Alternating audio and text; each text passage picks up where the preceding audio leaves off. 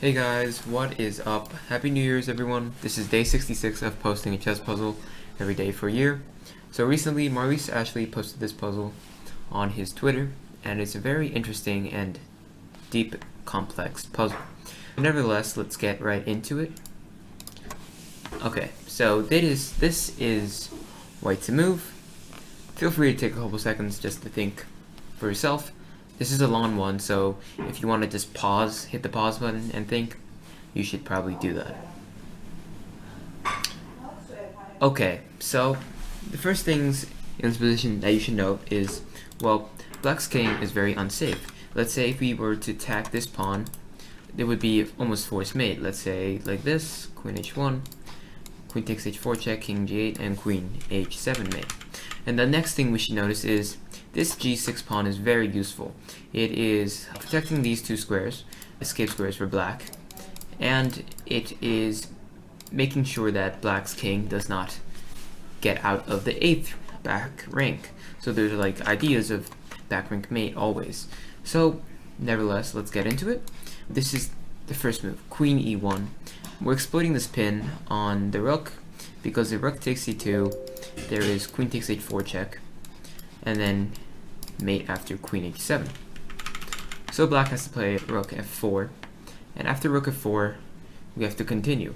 So the first thought I had when I looked at this position was rook e2, because I'm going to bring it to rook e5. I'm also threatening rook e8, but after bishop c6, our attack peters out.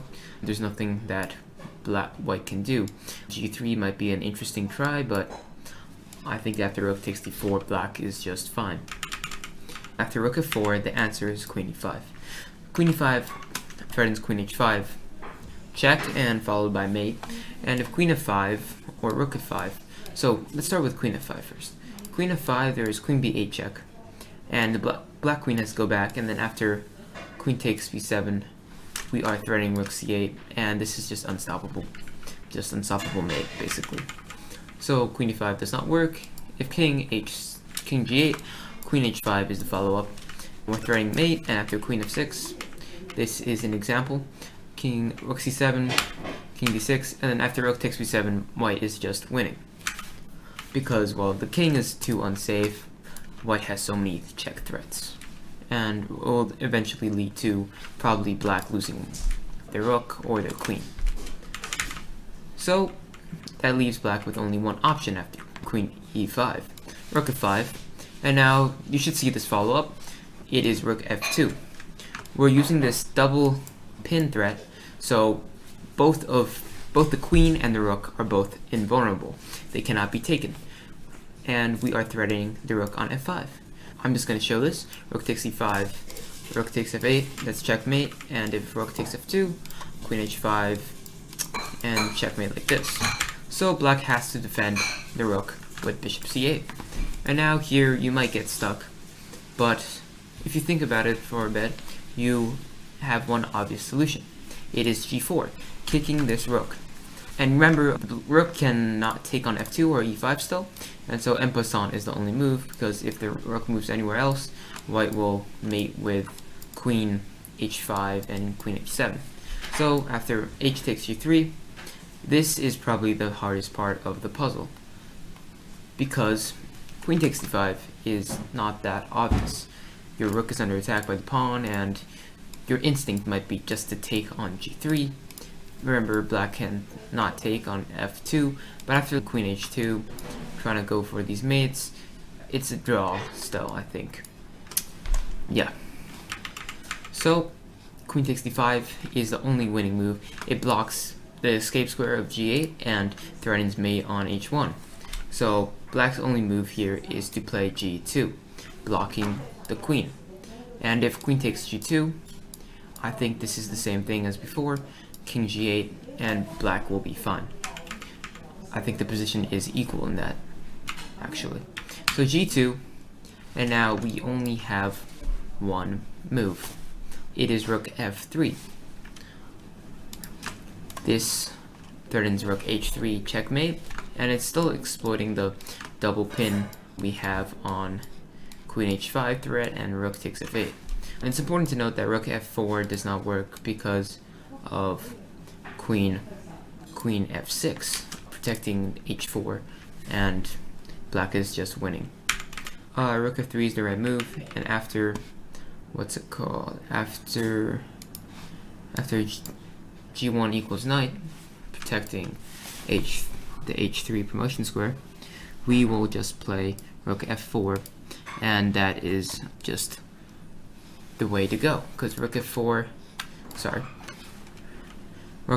threatens rook h4, and now black can still not take, and white is also threatening queen h1, which is checkmate. Black only has one thing to do in this point, and it's to move the queen to f6, protecting the h4 square. So white doesn't have the threat of rook h4 checkmate anymore. And now here is the finishing blow. Rook takes f5. Bishop takes leads to mate, like this. And then if queen takes, it also leads to mate with queen d8. This is checkmate.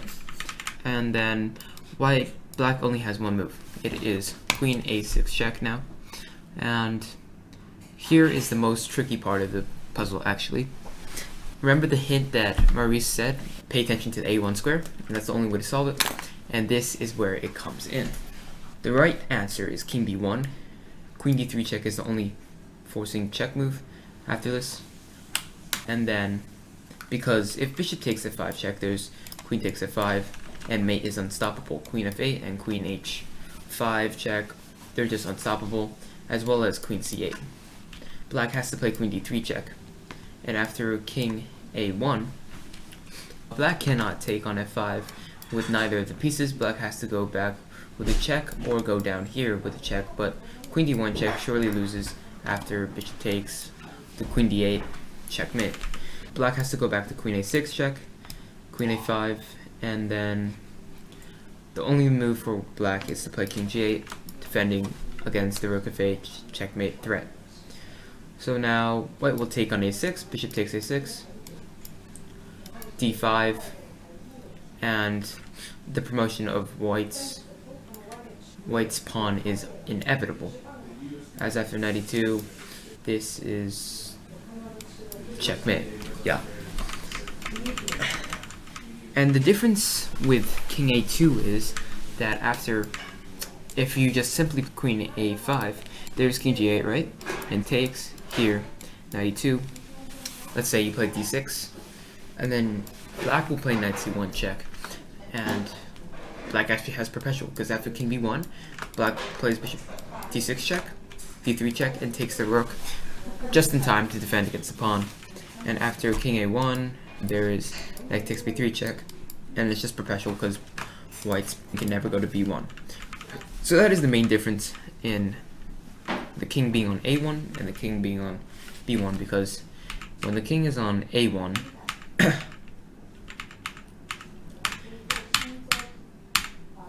knight c1 does not come with check. White is just winning. Here, actually, rook e8 is just checkmate. Yeah, that is the main difference, because after 92, here, black does not have knight c1 because it is just checkmate. It is just checkmate for white, and there's no check for black. So hope you enjoyed and found this puzzle interesting.